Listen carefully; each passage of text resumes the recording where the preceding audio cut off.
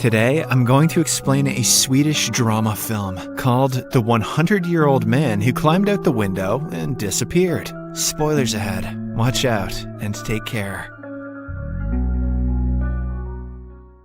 The protagonist of the movie is a 99-year-old man named Allan Karlsson. He lives in a remote Swedish village with his pet cat, and the two appear to be very close. Unfortunately, one day, the cat sneaks outside into the snow, where it is attacked and killed by a wolf. Allan is devastated that the only friend in his life is gone, so he starts plotting revenge. He installs some dynamite out in the snow and then baits the fox with some sausages. When the poor animal comes near, it is blown to pieces. This makes the old man happy for a while, but later he is punished for his shenanigans. Allan is transferred to a retirement home where he will have to live the rest of his life. Weeks pass, but Allan doesn't get used to the place. He longs to go outside and feel the fresh air again, to wire up some explosives and evaporate wild animals. But the authorities don't allow him to. Fed up, Allan escapes the retirement home through a window right on his 100th birthday. He doesn't have any relatives to contact or a plan to execute, but he is happy to finally be outside. After wandering the streets for a while, he arrives at a bus station. He then brings out some coins and asks the receptionist to provide him tickets for the next bus. Unfortunately, the money is not enough, so the receptionist suggests he go to a nearby town called Byrinch. He explains that it is a desolate place with only one inhabitant in it, but Allan, who is fed up with the retirement home, immediately buys the ticket. Just then, a grumpy-looking gang member named Bolton arrives there, dragging a large suitcase with him. He goes straight inside the bathroom, but the suitcase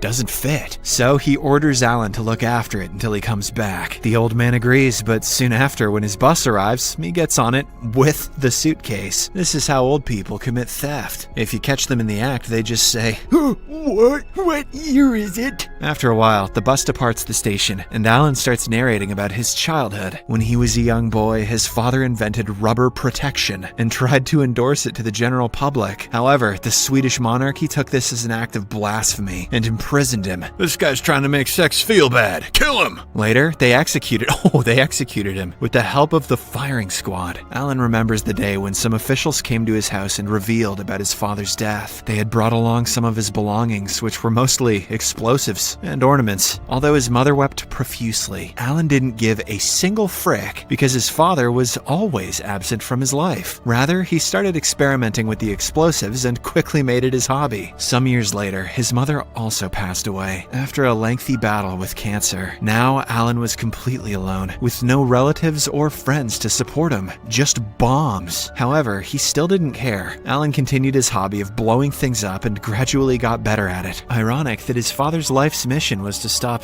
anything from blowing. In the present, he arrives at Byrinch, which is a small town in the middle of nowhere. When the station manager Julius sees Allan wandering around with a large suitcase, he inquires if everything is fine. The latter explains that he just wants to explore the world as much as he can before passing away. Hearing this, Julius invites him to his house and offers him some food. At this point, the officials at the retirement home have also found out about Allan's disappearance, and a medium-scale search operation led by Detective Aronson has been put in place. Elsewhere, we see that Bolton has beaten up the receptionist, and the two are currently on their way to Byrinch. The angry gang member is adamant on retrieving his suitcase, indicating that something very valuable is kept inside it. After a while, he makes it to Byrinch and immediately heads inside the only house present there. Bolton finds Julius in the kitchen and starts assaulting him to get information on his suitcase. Fortunately, Allan arrives from behind and knocks him out with a strike to his head. The two oldies then drag his body and lock him inside a freezing unit. In the next scene, Allan and Julius decide to open the suitcase to see what's actually inside it. To their shock, it is loads and loads of cash. Despite their old age, the two are blinded by the money and decide to keep it for themselves. That night, they celebrate their success over drinks. Unfortunately, the next morning, they realize that Bolton is still locked up in the freezer. Julius rushes to check on him, but when he opens the door, the gang member is already dead. This upsets the oldies, as an innocent man passed away due to their negligence. However, for Allan, this is not the first time he has killed someone. Decades back, when he was still a teenager, he accidentally blew up a merchant while testing his new explosives. As As a result, he was confined to a mental asylum where he had to live for 30 years. Moreover, before Allan was released, he was neutered, as the officials believed his offspring would also be a menace to society. Allan wandered around the city until he found a job at a cannon factory. If I can't shoot loads, I may as well shoot balls. There, he met a Spanish revolutionist named Esteban and started learning about politics. As the days passed, they became good friends, and Esteban eventually convinced Allan to join the fight against the dictatorship in Spain. The two traveled to Madrid, where they planned to kill General Franco. However, on the very first day, Esteban got killed because of his talkative nature. This didn't intimidate Allan, though, and he continued doing what he did best, blowing things up. He became a very important part of the revolution and helped his group win several battles. But one day, while he was trying to set off some explosives, he suddenly quit and decided to return to Sweden. On his way back, he stopped a car to ask for a lift, and at the same time, a large explosion took place nearby. To his surprise, the person in the car was none other than General Franco. He regarded Allan a hero for saving his life. So, to return the favor, General Franco held a luxurious party in Allan's honor and even gifted him with an extremely rare pistol. Unlike you, this doesn't fire blanks.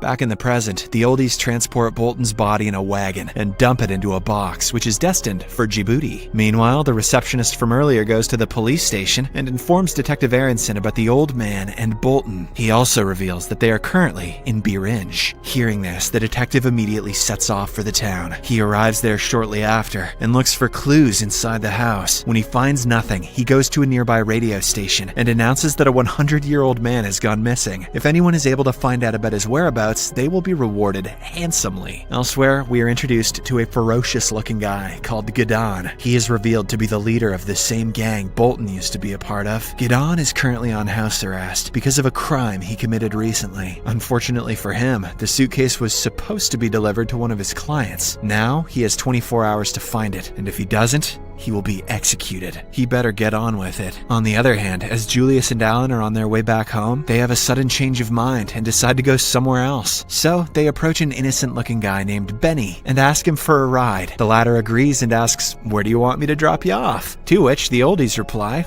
"Wherever you're going."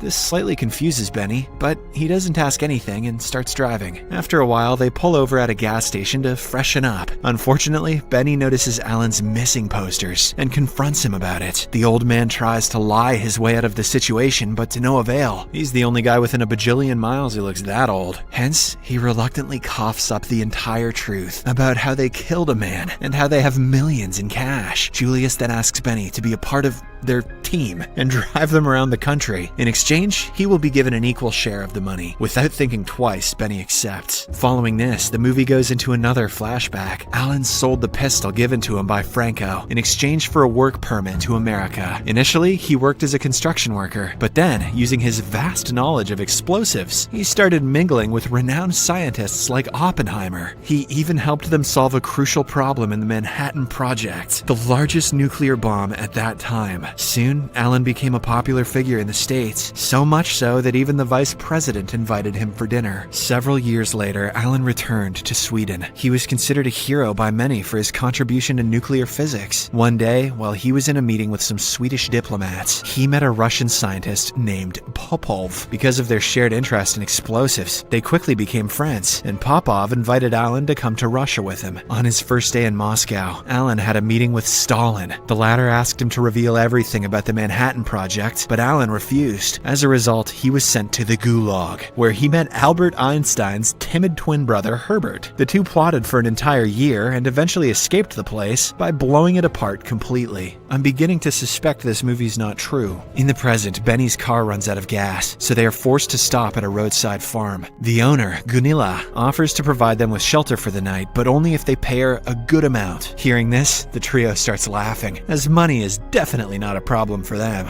After a while, Gunilla introduces them to her pet elephant, which lives in a nearby shed. Days pass, and the three continue living in the house. Gunilla also doesn't order them to leave because she has finally found some good friends. Unfortunately, one day, a gang member finds their location after spotting Allan nearby. He slowly approaches the residence with a gun in hand, and when everyone is distracted, he grabs Allan from behind. The gang member then threatens the others to bring out his suitcase if they don't want to see the old man dead. dead. Reluctantly, Benny heads inside and retrieves the bag. But just as the gang member is about to flee, Gunilla arrives with a weapon of her own. This scares the gang member, and in a state of panic, he slips and falls right under the large elephant. Unfortunately, the poor animal becomes terrified and sits on top of the gang member, killing him instantly. Dumbo just delivered that bum, ho. After the incident, the men finally come clean about the money and offer an equal share to Gunilla as well. In exchange, she will have to help them dispose of the body. Elsewhere, Gideon has become restless because 2 of his gang members are not responding to his calls. So, with pressure mounting, he decides to break his ankle device and head out to look for the suitcase himself. Once again, the movie goes into a flashback. Allan became an agent for the CIA. Soon he was approached by the Soviet Secret Intelligence Group, the KGB. As both the parties offered him good compensation, Allan became a double agent. His daily routine consisted of leaking the American secret information to the Soviets, and vice versa. However, despite years of being a snitch, he was never caught. Back in the present, the group disposes of the gang member's body and decides to leave the residence as it is not safe anymore. So, Gunilla brings out her truck, which has enough room to adjust the elephant as well. They soon hit the road and proceed to another city, but on the way, Gideon finds them. He stops his car in front of them and attempts to shoot the driver, but this only results in a horrible crash. In the aftermath, Gideon is left seriously injured, so the group tends to his injuries and takes him in the truck. They then resume their journey and head to a nearby airstrip. It turns out that Allan has arranged a getaway airplane for them using one of his past contacts. A few hours later, Gideon finally awakens, but he has no recollection of who he is or how he got there. So he remains calm and decides to continue traveling with the guys. That evening, they finally arrive at their destination, where they are picked up by Allan's contact. Even the elephant is adjusted inside the airplane, and soon they take off, hoping for a better life. In the final scene, the group arrives in Bali. It turns out that this was Allan's plan all along. Ever since he laid hands on the suitcase, he wanted to spend the rest of his days in the sunny skies of Bali. Benny and Gunilla get engaged, while Gideon leaves his criminal past behind and starts living a good life. As for the elephant, it can now finally roam around the lush forests and golden beaches without being bothered by anyone. Dumbo's getting that sun for show. Subscribe for more videos like this, turn on notifications, and leave a like to help the channel out. Thank you for watching.